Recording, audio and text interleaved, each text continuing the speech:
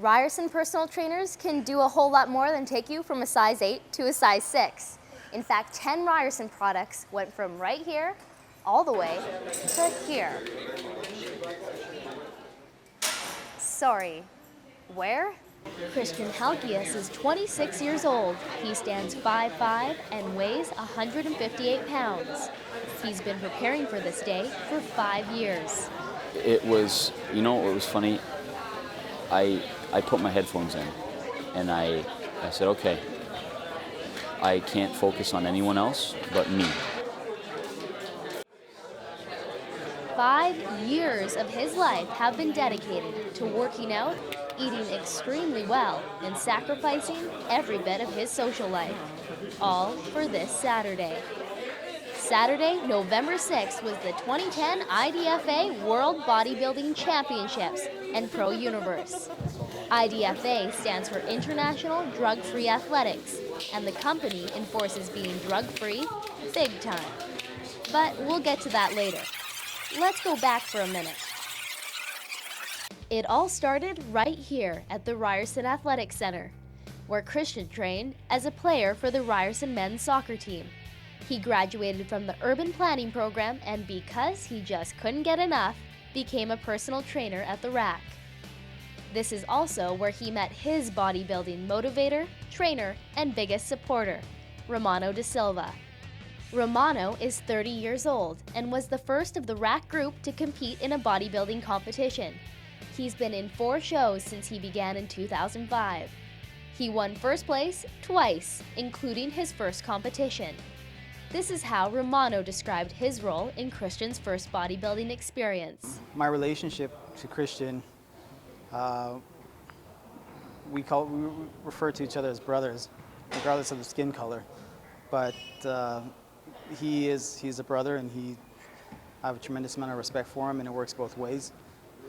My role in this contest, they just competed in, helped him with his posing, and I was just there to assist him in any way, shape, or form that I could, whether it be mentally, emotionally, just to reinforce that, he'd do great and everything would be okay. And he's a smart guy. He researched all the information. A lot of people have helped him, but he researched the information. He's a trainer here at Ryerson.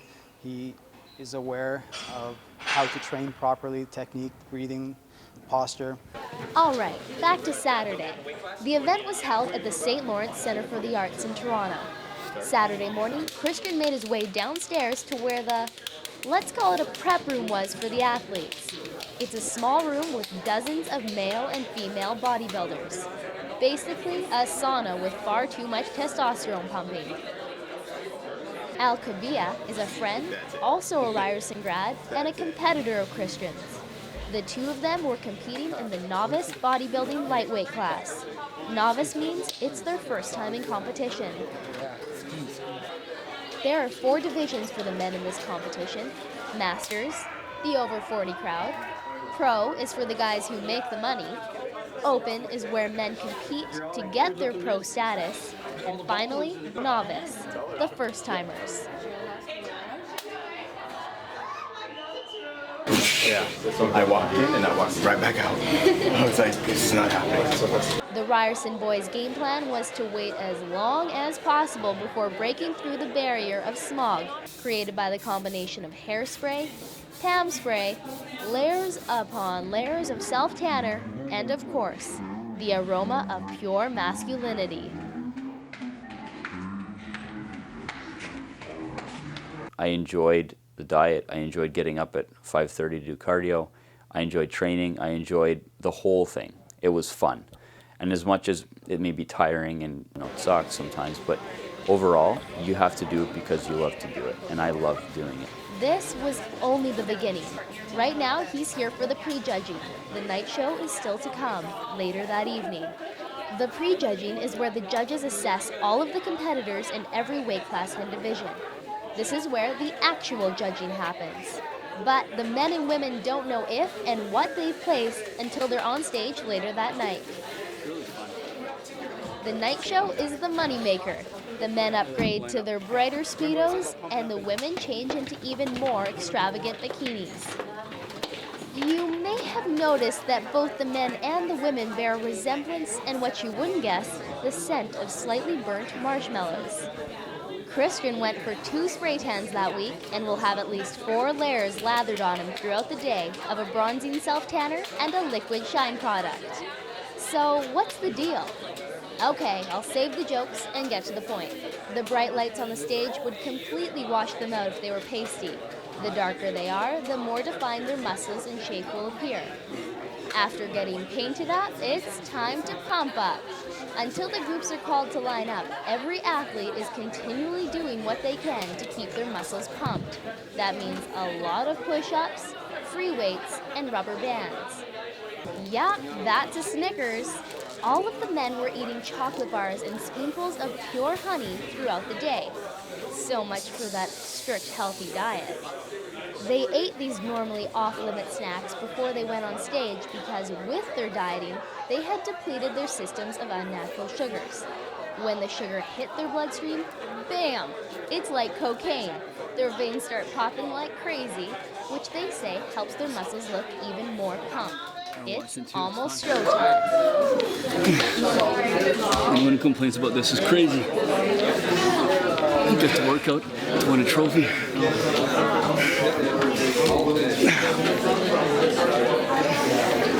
It's not for everybody, but this is life.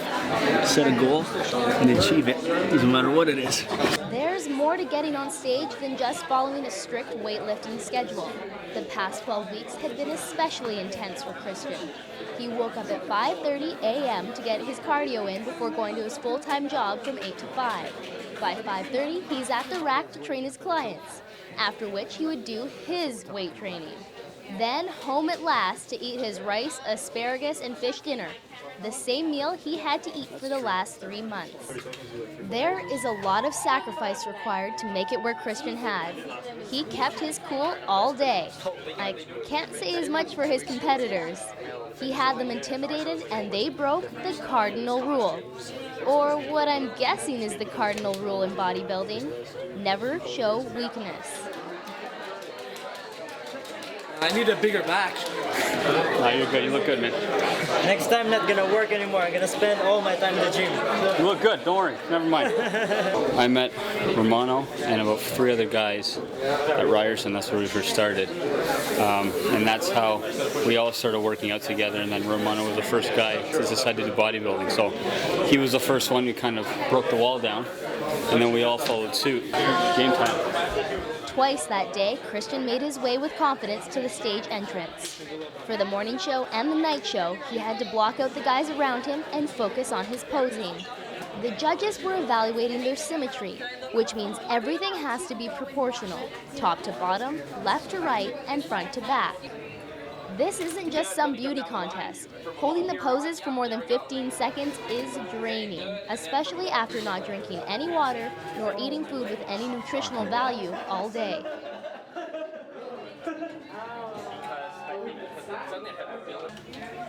I stayed in my zone.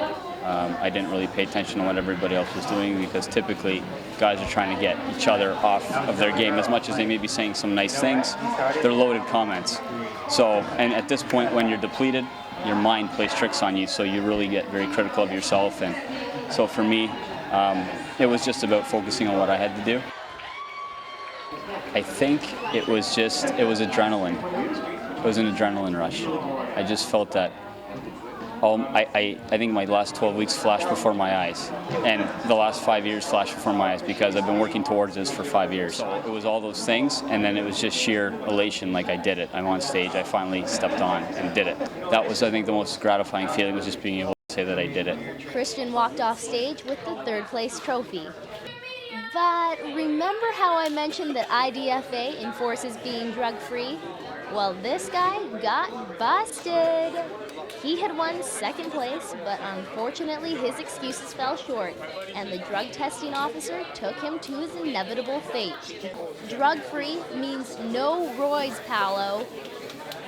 Kristian received a call 3 days later congratulating him on his 2nd place finish. And can you guess who took home the gold? No other than the genetically blessed Halkias. Second place, not too shabby.